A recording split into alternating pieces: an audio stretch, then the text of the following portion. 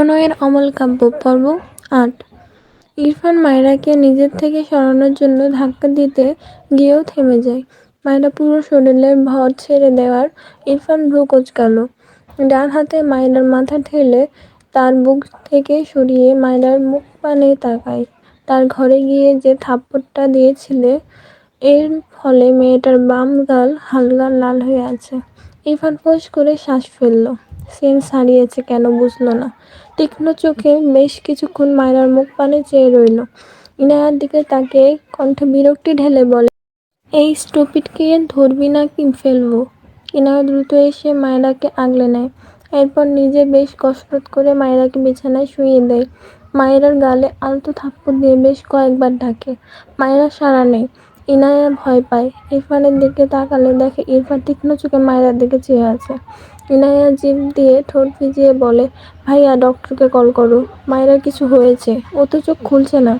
ইরফান বিরক্ত হয়ে পিছন ফিরে যেতে যেতে বলল, জাস্ট 2 মিনিটস, রেডি হয়ে বাইরে আয়, আমার লেট হয়েছে। ইনায়া ভাইয়ের নির্লিপ্ততায় ভীষণ বিরক্ত হয়। মনে মনে রাগও হয় খুব। একটা মানুষ অসুস্থ হয়ে অজ্ঞান হয়ে গিয়েছে, তবুও তার ভাইয়ের মনে এক মায়া দয়া নেই। কণ্ঠে কিছুটা রাগ নিয়ে পিছন ফিরে বলল, তোমার প্রবলেম কি ভাইয়া? দেখছো একটা মেয়ে অসুস্থ, আর তুমি হেয়ালি করেই যাচ্ছ। আসলেই তুমি পাষাণ হয়ে গিয়েছো। ইরফান দাঁতে দাঁত চেপে ইনায়ার দিকে তাকালো। ইনায়া ইরফানের দৃষ্টি থেকে ভয় পেয়ে আমতা আমতা করে বলে, ডক্টরকে একটা কল করো অন্তত, প্লিজ। ইরফান গটগট পায়ে এগিয়ে এসে রেগে বলে, ওর বাদরামি না দেখে কলেজ যাবি না? ইনায়া বিরক্ত হলো। মানছে মায়েরা চঞ্চল, এর জন্য সেন্স হারিয়েছে বলে তাকে সুস্থ করে জাগিয়ে তুলবে না? ইরফান হঠাৎই মায়রার হাত ধরে জোরে টান দিয়ে বসিয়ে দেয়। মায়রা ধরফর করে চেঁচিয়ে বলে, ও আপু, আমার হাত খুলে গেল, হাত খুলে গেল, আমার হাতকে বাঁচাও, বাঁচাও। ইনায়া চোখ বড় বড় করে তাকায় মায়রার দিকে। মায়রা তো অজ্ঞান হয়ে গিয়েছিল। ইরফান শক্ত চোখে মায়রার দিকে চেয়ে দৃষ্টি ঘুরিয়ে ইনায়ার দিকে তাকিয়ে রেগে বলে, সি, এই স্টুপিডের বাদরামি। মায়রা ইরফানের দিকে তাকিয়ে ঢোক গিলে বিড়বিড় করে, একটু নাটক করেও শান্তি নেই। কথাটা বলে ইনায়ার পিছনে বৃথা লুকানোর চেষ্টা করে। ইরফানের বিরক্তির মাত্রা পেরিয়েছে। ইনায়ার দিকে তাকিয়ে রাগান্বিত স্বরে বলে, 2 মিনিট এর 1 সেকেন্ড লেট করলে তোকে শুলে চড়াবো আমি। আর এই স্টুপিডের আশেপাশে যদি দেখেছি তো একটা থাপ্পড়ও মাটিতে পড়বে না। মায়রা ইনায়া দুজনেই কেঁপে ওঠে। ইনায়া দ্রুত বিছানা থেকে নেমে তার ঘরের দিকে দৌড় লাগায়। মায়রা ভীত স্বরে চেঁচিয়ে বলে, আপু আমাকে নিয়ে যাও দয়া করে, আমার সামনে বাঘ, বাঁচাও, বাঁচাও। ইনায়া অসহায় চোখে পিছন ফিরে তাকায়। ইরফানের দিকে তাকালে ইরফানের দৃষ্টি দেখে আর এগোয় না। সে লেট করলে থাপ্পড় তো তাকে খেতে হবে, তাই দ্রুত তার ঘরের দিকে পা চালালো। এদিকে মায়রা ভয় পাচ্ছে। কতগুলো বেফাঁস কথা বলেছে, আবার অ্যাক্টিং করে ওই লোকের গায়ে পড়েছিল। এখন আর কি হবে? নিজেকে গুটিয়ে নিয়ে ধীরে ধীরে সামান্য মাথা তুলে ইরফানের দিকে চায়।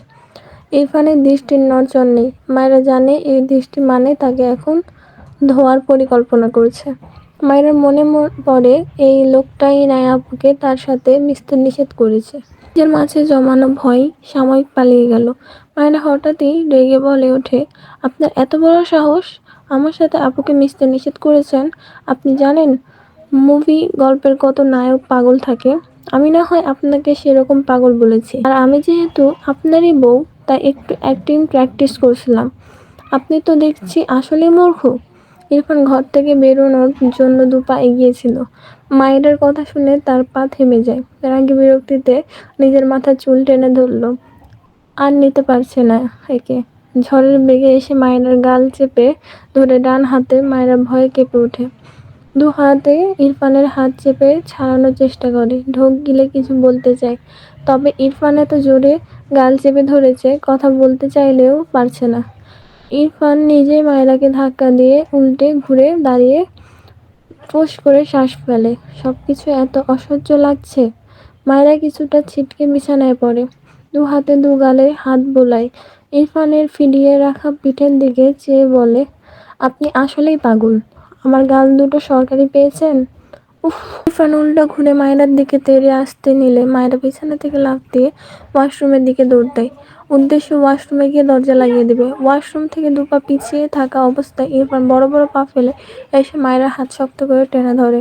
পিছন থেকে জাহারা বলে, কি করছো তোমরা? ইরফান মায়েরার হাত ছাড়লো না, বিরক্ত হয়ে পিছন ফিরে তাকায়। মায়েরা জাহারাকে দেখে ভীত কণ্ঠে শব্দ করে বলে, আপু এই জল্লাদকে নিয়ে যাও, যখন যা পাচ্ছে আমার সেটা ধরে টানছে শুধু। জাহারা চোখ বড় বড় করে তাকায়। মায়েরা কথাটা বলেই শক্তি খাটিয়ে ওয়াশরুমের দিকে একটু এগিয়ে যেতে চায়। ইরফান পিছন ফিরে তাকানোই বুঝতে পারেনি। মায়েরা পিছন দিকে পেঁচানোই ইরফান নিজেও তাল সামলাতে পারেনি। মায়েরার দিকে হেলে গেলে মায়েরা ইরফানের ধাক্কা খেয়ে ঠাস করে বাথরুমের মেঝেতে পড়ে যায়। ইরফান নিজেও হুমড়ি খেয়ে পড়ে মায়েরার উপর। বালতি ভর্তি পানি ছিল, সব ঢেলে পড়ে ইরফানের মাথায়। সে পানির গন্তব্যপথ হয় ইরফানের নিচে অবস্থানরত মায়রার মুখ। ইরফান হতভম্ব হয়ে যায়। মায়েরা চেঁচিয়ে ওঠে, আল্লাহ, আমার কোমর, আল্লাহ বাঁচাও, আমায় মেরে ফেললো গো, এই স্বামী নামক অস্বামীটা আমায় মেরে ফেললো। ইরফান ধরপড় করে উঠে দাঁড়াতে নিলে পায়ের নিচে সাবান পড়ে পিছলে গিয়ে আবারও মায়েরার উপর ঠাস করে পড়ে যায়। মায়েরা আরও জোরে চেঁচিয়ে ওঠে। মেয়েটা মারাত্মক ব্যথা পেয়েছে। ইরফান দাঁতের দাঁত চেপে শক্ত হাতে মায়েরার মুখ চেপে বলে, স্টপ ইডিয়েট। এত চিৎকারে রুমা নেওয়াজ সহ ইরফানের খালা এগিয়ে আসেন মায়ের ঘরে। রুমা নেওয়াজ এগিয়ে এসে বলেন, কি হয়েছে, এমন চিৎকার করছো কেন? ঘরের কোথাও মায়রাকে না দেখতে পেয়ে জাহারার দিকে তাকিয়ে বলল, মেয়েটা কোথায় চিৎকার করছে জাহারা? জাহারা ঢোক গিলছে বারবার, তার অনুভূতি বোঝা যায় না। কাপা হাতে ওয়াশরুম দেখিয়ে দিলে রুমা নেওয়াজ দ্রুত এগিয়ে যায় সেদিকে। ততক্ষণে ইরফান উঠে দাঁড়িয়েছে। ঝাঁকড়া চুল থেকে টুপটুপ করে পানি ঝরে পড়ছে। রুমা নেওয়াজ এগিয়ে গিয়ে ইরফানকে এই অবস্থায় দেখে বিস্ময় কণ্ঠে বলে, এ কি, তুমি ভিজলে কি করে? ইরফানের মস্তিষ্কে ধাউ ধাউ করে আগুন জ্বলছে। দু হাত মুষ্টিবদ্ধ করে দাঁড়িয়ে রইল। মায়ের কথার উত্তর করল না। ইরফানের খালা ওয়াশরুমের ভেতরে নজর পড়লে মায়েরাকে ভেজা বেড়াল হয়ে ওয়াশরুমের মেঝেতে শুয়ে থাকতে দেখে অবাক হয়ে বলে, আরে এ মেয়ে ওখানে শুয়ে কি করছে? মায়েরা ধীরে ধীরে উঠে বসে, ডান হাত কোমরে রাখে। সকালের কাণ্ডগুলোর পর শরীরে যা একটু একটু ব্যথা ছিল, এখন সেগুলো 1000 গুণ বেড়ে গিয়েছে। সব এই বেয়াদব লোকের জন্য। শাশুড়ি, খালা শাশুড়ি কাউকে খেয়াল না করেই চেঁচিয়ে বলে উঠল, এই অসভ্য লোক, আপনি কি আর শোয়ার জায়গা পাননি? আমার মতো একটা মাসুম বাচ্চার উপর এসে আপনাকে শুতে হলো? অসভ্য লোক একটা, শুধু সুযোগ খুঁজে বেড়াচ্ছে আমার ইজ্জত নেয়ার, নয়তো ধূপধাপ মেরে দেওয়ার। আমার কোমর খুলে গেল বোধহয়, বেয়াদব লোক একটা। মায়েরা নিজের মতো বকে যাচ্ছে আর কোমরের হাত বুলিয়ে যাচ্ছে। মাথা তার নিচু। বাইরে যে এতগুলো মানুষ মায়েরা দেখেইনি, দেখলেও বা কি, তার মুখটা বন্ধ হওয়ার নয়। মায়েরার কথা শুনে রুমা নেওয়াজ, ইরফানের খালা দুজনেই বিব্রত বোধ করলো। এদিকে মায়েরার প্রতি কথা যেন ইরফানের মস্তিষ্কে আগুনে ঘি ঢালার মতো কাজ করলো। অনেকক্ষণ সহ্য করলো এই বাচালকে, আর পারল না। আগুন চোখে উল্টো ফিরে দাঁড়ালো। মায়েরাকে এক ঝটকায় তুলে বাম গালে সর্বশক্তি দিয়ে থাপ্পড় মেরে দিল। তার দুর্বল শরীরটা নিয়ে হুমড়ি খেয়ে পড়ে। মাথা গিয়ে ঠেকে ওয়াশরুমের মেঝেতে। মেয়েটা ফুঁপিয়ে কেঁদে ওঠে। রুমা নেওয়াজ দ্রুত এগিয়ে এসে ইরফানের হাত ধরে টেনে বলে, ইরফান, ও ছোট মানুষ, মেরো না। ইরফান রক্ত লাল চোখে মায়েরার দিকে চেয়ে আছে। মায়েরা কাঁদতে কাঁদতে মাথা তুলে ইরফানের দিকে তাকায়। হাতের কাছে মগ পেয়ে সেটা নিয়ে ইরফানের দিকে ছুঁড়ে মারে। মগটা গিয়ে লাগে ইরফানের বুকে। ইরফান হাত মুষ্টিবদ্ধ করে মায়েরার দিকে এগোতে নিলে মায়েরা ভয়ে জোরে কেঁদে দেয়। রুমা নেওয়াজ ইরফানকে টেনে বাইরে বের করে আনে। মায়েরা কাঁদতে কাঁদতে জড়ানো কণ্ঠে বিড়বিড় করে বলে, জেলের ভাত খাওয়াবো আমি, শয়তান লোক। আমার পুরো শরীরটা সরকারি পেয়েছে, আর 2 দিন পর আমি পচে যাব, তোকে টাক করিয়ে ছাড়বো আমি। ইরফান মায়ের হাত ঝটকা মেরে সরিয়ে দিয়ে ক্রোধান্বিত চোখে চেয়ে রাগান্বিত কণ্ঠে চিৎকার করে বলে, এই বেয়াদব বাচাল মেয়েকে আমার সামনে আর একবার দেখলে আই সোয়্যার ওকে আমি খুন করে ফেলবো। কথাটা বলে হনহন করে ঘর থেকে বেরিয়ে যায়। ইরফানের কথায় প্রত্যেকে কেমন যেন কেঁপে ওঠে। যাহারা যদিও ভয় পেয়েছে ইরফানের ভাইয়ের এত রাগ দেখে, তবে খুশিও হয়েছে বেশ। এতক্ষণ যা উল্টাপাল্টা ভেবেছে সব হাওয়া হয়ে গিয়েছে। মায়েরার উপর বিরক্ত হলো। এই মেয়েটা আসলে অসহ্য, ফালতু কথা বলা এর স্বভাব। ইনায়া রেডি হয়ে এসে তার ভাইকে ভেজা বেড়াল হয়ে মায়েরার ঘর থেকে বেরিয়ে যেতে দেখে অবাক হয়। মায়েরা আবার কি করলো? দ্রুত ঘরে ঢুকে ভেতরে তার খালাতো বোনকে দেখে আরও অবাক হয়। মধ্যে রুমা নেওয়াজ এগিয়ে গিয়ে মায়েরাকে ধরে ধরে ওঠালো। মায়েরা দাঁড়াতে পারছে না। রুমা নেওয়াজ দীর্ঘশ্বাস ফেললেন। মায়েরাকে ধরে ওয়াশরুমের বাইরে আনে। ইনায়া মায়েরাকে এভাবে দেখে ভয় পেয়ে যায়। দৌড়ে গিয়ে মায়েরাকে ধীরে ধীরে এনে বিছানায় বসায়। রুমা নেওয়াজ মায়েরাকে ছেড়ে রেগে বললেন, তোমার মুখটা বন্ধ রাখতে পারো না? মায়েরা কান্নামাখা চোখে বলে, আপনার ছেলেকে একটু বললেই তো হয় হাত না চালাতে।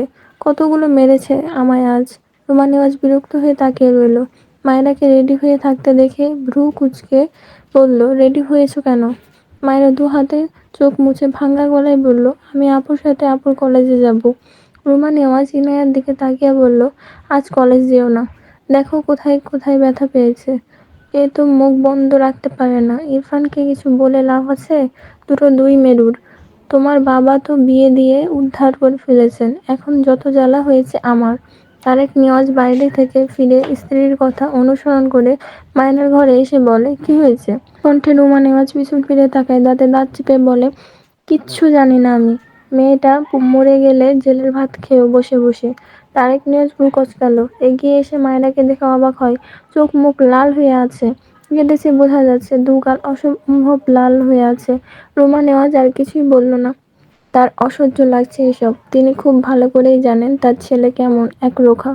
এজন্য বিয়ের আগেই স্বামীকে বারণ করেছিলেন, কিন্তু তার স্বামী তো আরেকজন। কেউ তার কথা শোনে না। এখন তার বাসায় পড়ে পড়ে একটা মেয়ে এভাবে মার খাচ্ছে আর সে দেখছে। ব্যাপারটা তিনি যেমন বিরক্ত তেমনি আহত। তারেক নেওয়াজ গম্ভীর মুখে মায়েরার দিকে চেয়ে থাকলো কিছুক্ষণ। এরপর গম্ভীর গলায় প্রশ্ন করে, ইরফান তোমায় আবার মেরেছে আম্মু? মায়েরা চোখ তুলে তাকায়। তারেক নেওয়াজ এর গম্ভীর গলা শুনে মায়েরা অবাক হয়। মায়েরাকে চুপ থাকতে দেখে তারেক নেওয়াজ ধমকে প্রশ্ন করে ওঠে, কি হলো বলো? মিথ্যে বলবে না একদম। মায়েরা কেঁপে ওঠে, চোখ নামিয়ে নেয়, বিড়বিড় করে, বাবারও ছেলের মতো রূপ বের হচ্ছে দেখি। তারেক নেওয়াজ ভ্রু কুঁচকে বলে, মায়েরা আমি কিছু জিজ্ঞেস করেছি। মায়েরা ঢোক গিলে। তারেক নেওয়াজ তাকে আম্মু ছাড়া ডাকে না। এখন নাম ধরে ডাকলো, তার মানে সিরিয়াস রেগেছে। মায়েরার ছোট মাথায় এটাই খেললো। মাথা উপর নিচ করে সম্মতি দেয়। ইরফান তাকে মেরেছে। তারেক নেওয়াজের রাগে কপালের রগ ফুলে উঠল। আর একটা কথাও বলল না। ইরফানের খালা ঝাড়া ঘর থেকে বেরিয়ে যায়। তারেক নেওয়াজ পকেট থেকে ফোন বের করে কাউকে কল করে, ভার্সিটি যাওয়ার আগে আমার সাথে দেখা করে যেও। সূত্রে একটা ক্যাফের দিকে যাচ্ছিল সে, আর ইরফানের যাওয়ার কথা। একজনের সাথে মিট করার কথা আছে। এরপর সেখান থেকে একসঙ্গে ভার্সিটি যাবে। এজন্য আগে আগে বেরিয়েছিল। মামার কথায় অবাক হয়। নীরবে সম্মতি দিয়ে কলটা রাখে। এরপর ইরফানের নাম্বারে কল দেয়। ড্রাইভ করতে করতে বেশ কয়েকবার ইরফানকে কল করলো। ফোন তুলল না, শুধু ভ্রু কচকালো। কি হয়েছে? আমার কণ্ঠ যদিও গম্ভীর, তবে আজ একটু বেশি অদ্ভুত ঠেকলো। ইরফানও কল ধরছে না। খানিক চিন্তা হলো। ফোন রেখে গাড়ির স্পিড বাড়ায়। ঘর থেকে সবাই বেরিয়ে গেলে মায়েরা ইনায়াকে বলে, আপু বাবা কি অনেক রাগী? ইনায়া মলিন মুখে বলে, কিছুটা। যখন প্রয়োজন পড়ে তখনই একটু রাগে। মায়েরা এলোমেলো হিজাবটা মাথা থেকে খুলে ফেললো। এরপর ধীরে ধীরে বিছানায় গিয়ে শুয়ে বলল, আপু তুমি কলেজ যাও, আমি আরেকদিন তোমার সাথে যাব।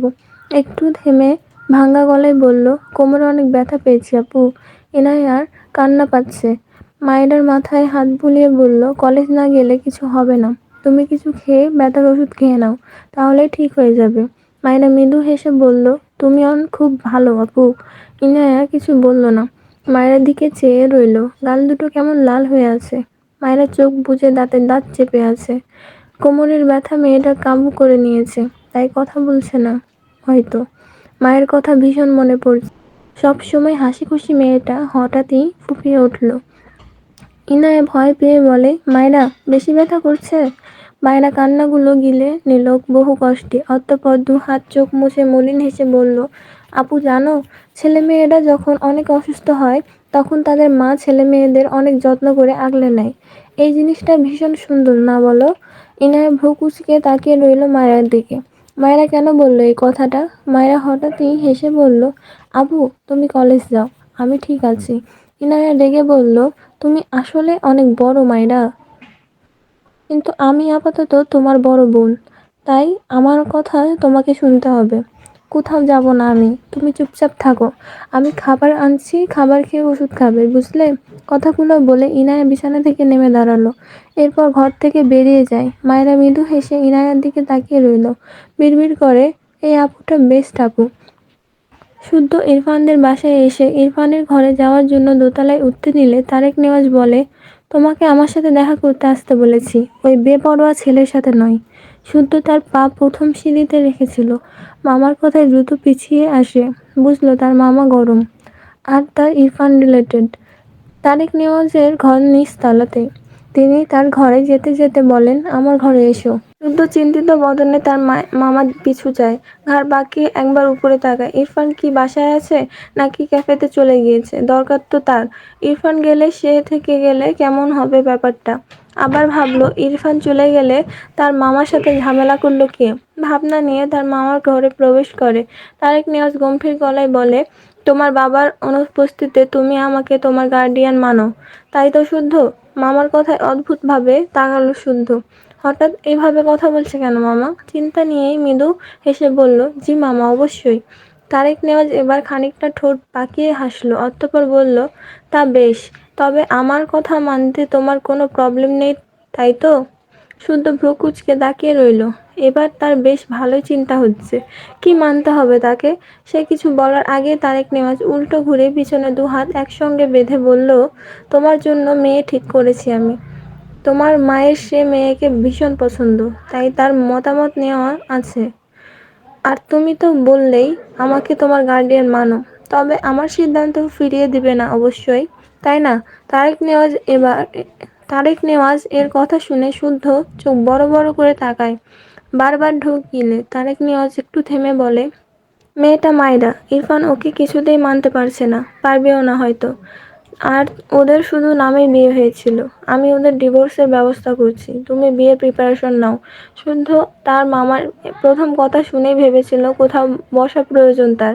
এগিয়ে গিয়ে বিছানার উপর বসতে নিয়েছিল, কিন্তু দ্বিতীয় কথা শুনে তার বসার জায়গা আর বিছানাই হয়নি, ঠাস করে মেঝেতে পড়ে গিয়েছে।